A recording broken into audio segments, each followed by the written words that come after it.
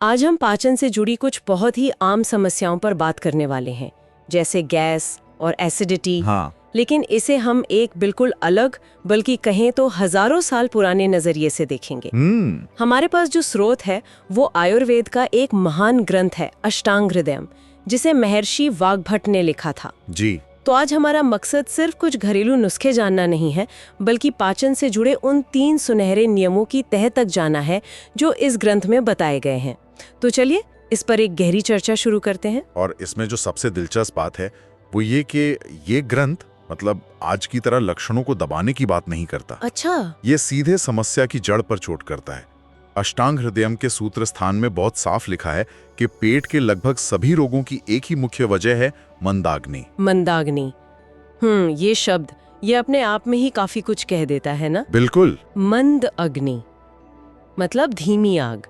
ये तो ऐसा हुआ जैसे हम किसी गीली लकड़ी से आग जलाने की कोशिश कर रहे हैं। होगा धुआं तो, पर ऊर्जा नहीं बनेगी। सही। तो क्या इसका मतलब ये है कि अगर पेट की आग ही कमजोर है तो खाना ऊर्जा बनने के बजाय सिर्फ धुआं मतलब गैस और एसिडिटी ही पैदा करेगा? बिल्कुल सही पकड़ा आपने। स्रोत के अनुसार जब जठराग्नि या पाचन अग्नि मंद होती है तो भोजन ठीक से पचता नहीं है, बल्कि पेट में पड़ा पड़ा सड़ने लगता है। और आयुर्वेद की भाषा में इस अधपचे सड़े हुए भोजन से जो एक विषैला पदार्थ बनता है उसे आम कहा गया है। आम यानी टॉक्सिन्स। हाँ, टॉक्सिन्स।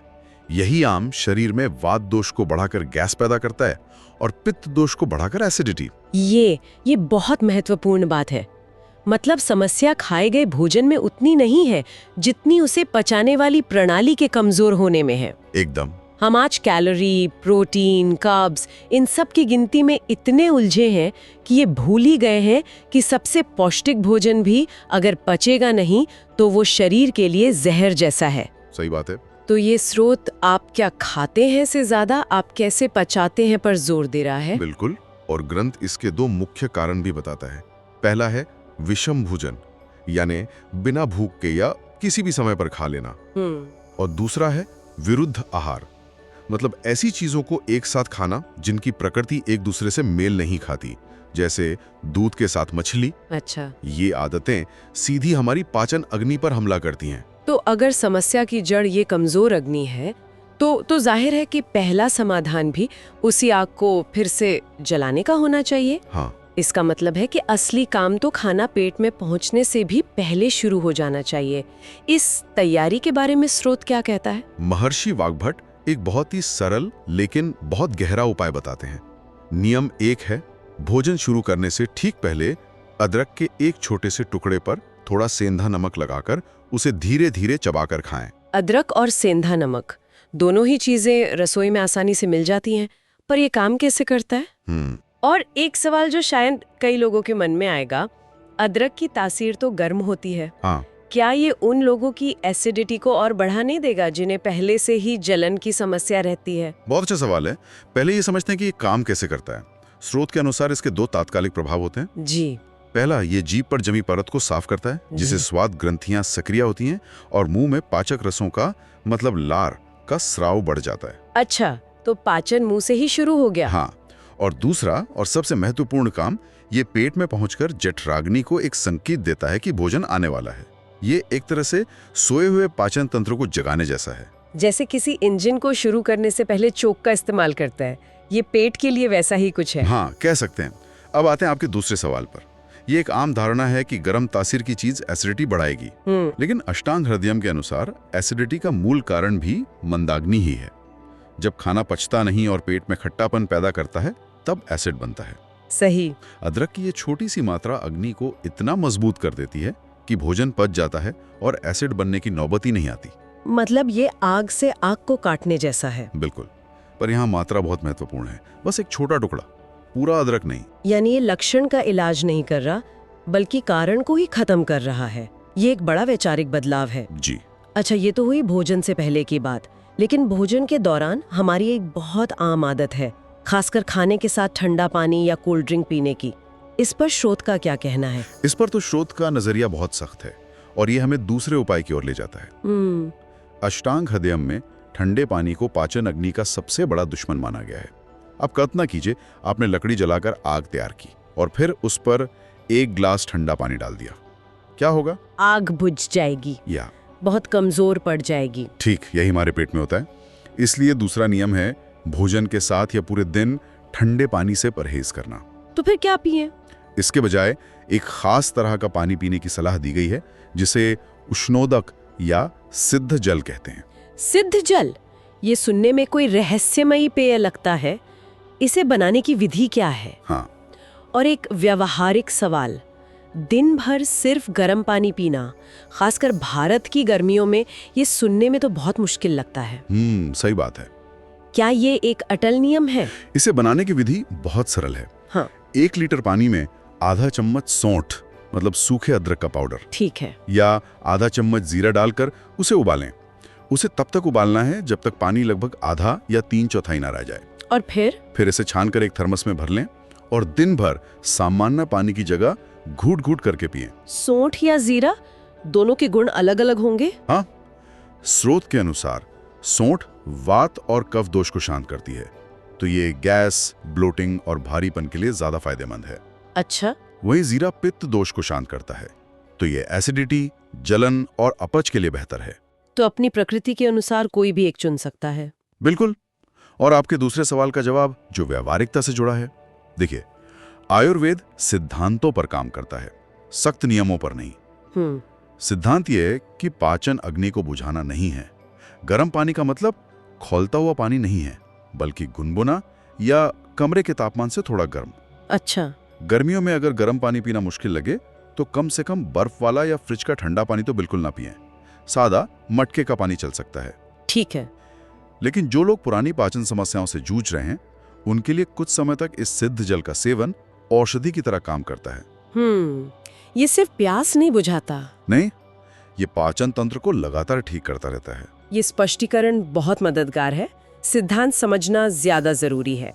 तो हमने खाने से पहले अग्नि को अदरक से तैयार कर लिया और खाने के दौरान उसे गुनगुने सिद्ध जल से बुझने नहीं दिया। जी।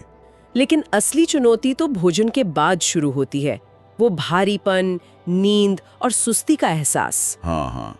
कई बार तो काम करना भी मुश्किल हो जाता है। क्या स्रोत इस सबसे मुश्किल चरण के लिए भी कोई मार्गदर्शन देता है? बिल्कुल। और ये तीसरा नियम शायद सबसे ज्यादा महत्वपूर्ण है, क्योंकि हमारी सबसे खराब आदतें भोजन के बाद ही सामने आती हैं। अच्छा। इस नियम के 2 हिस्से हैं। पहला हिस्सा है आसन। ग्रंथ साफ कहता है कि भोजन के तुरंत बाद लेटना या सोना वर्जित है।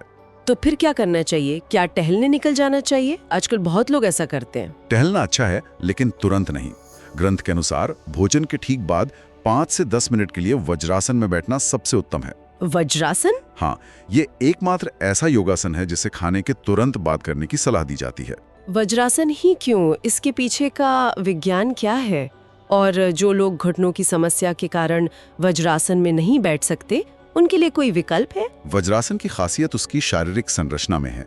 जब हम इस आसन में बैठते हैं तो पैरों की ओर जाने वाला रक्त प्रवाह वो कुछ हद तक कम हो जाता है और पेट और पाचन अंगों की ओर बढ़ जाता है।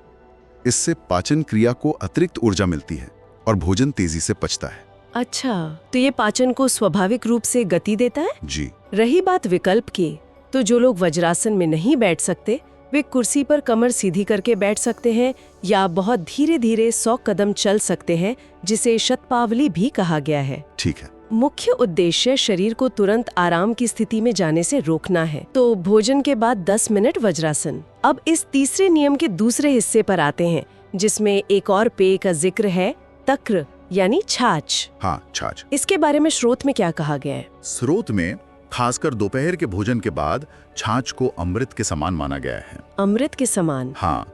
नियम यह है, दोपहर के भोजन के अंत में 1 गिलास ताजी छाछ में चुटकी भर भुना जीरा और थोड़ी हींग डालकर पिएं। इसके महत्व पर अष्टांग हृदयम में एक पूरा श्लोक है, भोजनांते पिबेत तक्रम, जिसका भावार्थ है कि जो भोजन के अंत में छाछ पीता है उसे पेट के रोग आसानी से नहीं होते। ये तो बहुत बड़ा दावा है। आज के विज्ञान की नजर से देखें तो छाछ में प्रोबायोटिक्स होते हैं जी, जो आंत के लिए अच्छे हैं, और हींग और जीरा गैस को रोकते हैं। तो ये संयोजन तार्किक लगता है, लेकिन इसमें एक चेतावनी भी दी गई है कि छाछ रात में नहीं पीनी चाहिए। ऐसा क्यों? ये आयुर्वेद के समय और प्रकृति के सिद्धांत को दिखाता है। आयुर्वेद के अनुसार छाछ की तासीर शीतल होती है और पचने में थोड़ी भारी हो सकती है। अच्छा। दिन के समय, खासकर दोपहर में, हमारी पाचन अग्नि सूर्य की तरह अपने चरम पर होती है, तो वो छाछ को आसानी से पचा लेती है। और रात में? सूर्यास्त के बाद हमारी पाचन अग्नि भी मंद पड़ने लगती है। ऐसे में अगर छाछ पी जाए तो ये आम पैदा कर सकती है और शरीर में कफ दोष को बढ़ा सकती है, जिससे सर्दी, जुकाम या भारीपन जैसी समस्याएं हो सकती हैं। हाँ, इसलिए ये नियम सिर्फ दोपहर के भोजन के लिए है। तो अगर हम इन तीनों नियमों को एक साथ देखें, भोजन से पहले अदरक, भोजन के दौरान गर्म पानी और भोजन के बाद वज्रासन और छाछ, तो ये सिर्फ कुछ अलग अलग नुस्खे नहीं हैं। ये तो भोजन के इर्द गिर्द एक पूरी प्रक्रिया, एक अनुष्ठान बनाने जैसा है। आपने बिल्कुल सही सार निकाला है। ये ग्रंथ हमें भोजन को एक यांत्रिक क्रिया की तरह नहीं, बल्कि एक सचेत और महत्वपूर्ण कार्य के रूप में देखने के लिए प्रेरित करता है। इसका पूरा ध्यान रोकथाम पर है, शरीर की अपनी क्षमता को इतना मजबूत करने पर कि बीमारी पैदा ही ना हो। ये हमें क्या खाएं से कैसे खाएं की ओर ले जाता है। तो कुल मिलाकर इसका क्या मतलब निकलता है? ये हजारों साल पुराना ज्ञान आज की भागदौड़ भरी फूड ऐप्स वाली जिंदगी में कैसे फिट बैठता है? ये हमें एक आईना दिखाता, ये हमें सोचने पर मजबूर करता है। आज हमारे पास पोषण की जानकारी का भंडार है। सही बात है। हम जानते हैं कि किस खाने में कितने विटामिन हैं, कितना प्रोटीन है, लेकिन इस जानकारी के बावजूद पाचन संबंधी समस्याएं बढ़ती जा रही हैं। हाँ, ये तो है।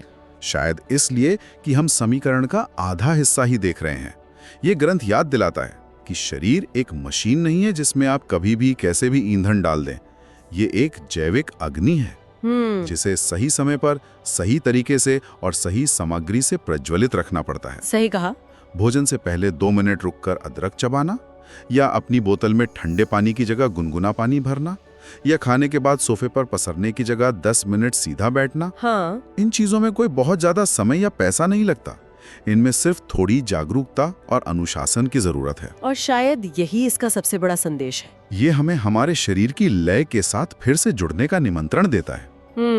आज जब हम हाई फूड ईटिंग जैसे आधुनिक शब्दों की बात करते हैं, तो ये ग्रंथ बताता है कि ये अवधारणा कोई नई नहीं है, बल्कि हजारों सालों से हमारे ज्ञान का हिस्सा रही है। सही बात है। शायद आज हमें पोषण की नई जानकारी से ज्यादा खाने की इस प्राचीन प्रक्रिया को फिर से सीखने की जरूरत है। ये एक बहुत गहरा विचार है। हाँ, एक विचार है जिस पर सोचा जा सकता है, क्या हम अपने शरीर को सिर्फ एक इनपुट आउटपुट मशीन की तरह देख रहे हैं, या एक जीवित संवेदनशील प्रणाली की तरह जिसका हमें सम्मान करना चाहिए।